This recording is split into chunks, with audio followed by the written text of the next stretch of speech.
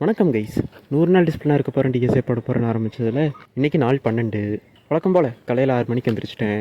ஆனால் நேற்று வீடியோவில் சொன்ன மாதிரியே எந்திரிக்கும் போதே உடம்பு கொஞ்சம் கிடுகிடுன்னு தான் இருந்துச்சு. சரி பெருசாக ஒன்றும் இருக்காதுன்ட்டு டீயை போட்டு ஒர்க் அவுட் பண்ணலான்னு ஏறிட்டேன். இதில் இன்றைக்கின்னு பார்த்து லெக் டே வேறு. சரின்னு லெக் டேல வழக்கம் போல் முன் தொடக்க 2 வேரியேஷன் பின் தொடக்க 2 வேரியேஷன் கடுக்குன்னு போட்டு இறங்கிட்டேன். இறங்கின கையோட இன்றைக்கி காலேஜுக்கு டைம் ஆயிடுச்சுன்னு காலையிலேயே ஒன்றும் சாப்பிடல. இன்னொரு டீயை மட்டும் போட்டு அப்படியே கிளம்பிட்டேன். அதுக்கப்புறம் என்றைக்குன்னு பார்த்தா எங்கள் காலேஜில் ஏசி வேறு எச்சா இருந்துச்சு.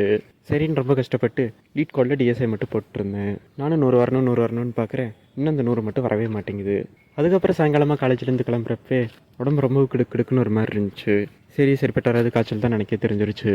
அண்ட் இன்றைக்கி வந்து நம்ம ரேப்டோக்கோ பிளிங்கிட்டுக்கு ரெண்டுத்துக்குமே போகல. ஏன்னா ஓட்டர் நிலமையில பாடி இல்லை. ஆனாலும் வீட்டுக்கு போகிற வழியில் ஒரு டீயும் சமோசாவையும் சாப்பிட்டுட்டு வீட்டுக்கு இன்றைக்கி சீக்கிரமாக ஒரு 6:30க்கே போயிட்டேன்.